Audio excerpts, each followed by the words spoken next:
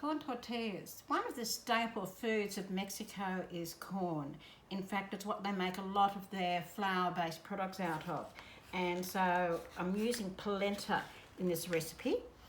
And this is what polenta looks like. It's yellow and it's gluten-free. Unfortunately, my tortillas won't be gluten-free because I'm using ordinary flour, but if I use gluten-free flour, that would be quite fine. So I'm adding half a cup of plain flour in here, along with half a teaspoon of bicarbonate of soda, which is an alkali, half a teaspoon or thereabouts of salt, and half a teaspoon of baking powder, of which bicarbonate of soda is partly that. I'm going to sift them together to mix them together. And then I'm going to add the 1 cup of polenta to that mixture. Just stir it around a bit to mix all the dry ingredients together. And I have 1 egg here that I've already whisked. I'm adding 1 tablespoon of white vinegar to the 1.5 cups of milk, and that will help to start to react with the milk to curdle it. Add that to the egg mixture. And vinegar is an acid, and then we add this gradually to the dry mixture. So the vinegar will react with both the baking powder and the bicarbonate of soda, so it's a raising agent. So we mix it together well, and now we are ready to make our tortillas, and it's like making crepes. So we now go across to the stove, and I've got things set up here. I'm already heating my pan. It's got to be hot enough.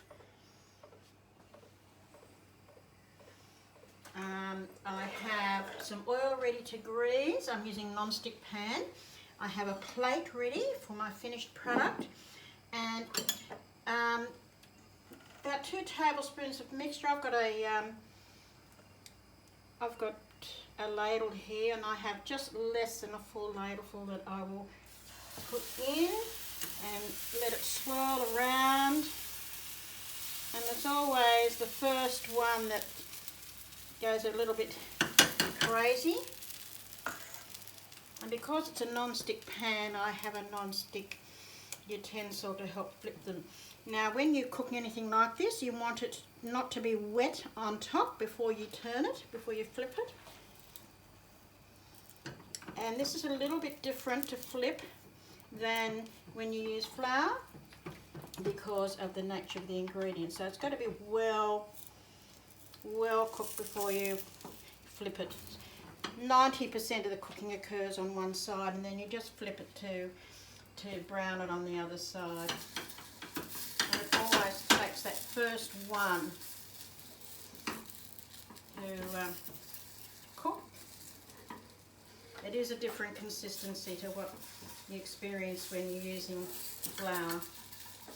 And so this one's one of those ones we might have to forget about. So we'll start again.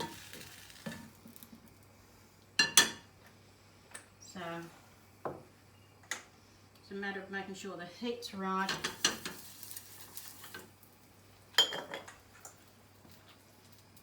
First time it's just making sure you've got your heat right.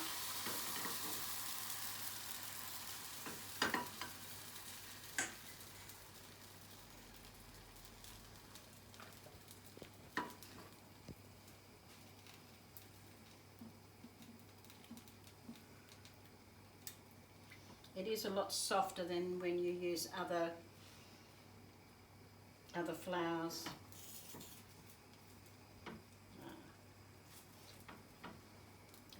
It's quite a soft texture, which makes it a lot more difficult to flip.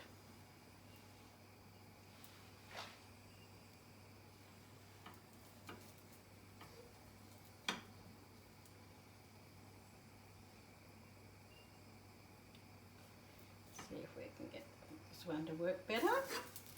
try to get it where it's going to move around a little bit.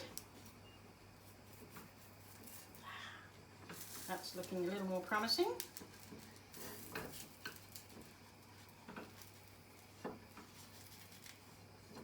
Flip it over. Well, more promising than the last one.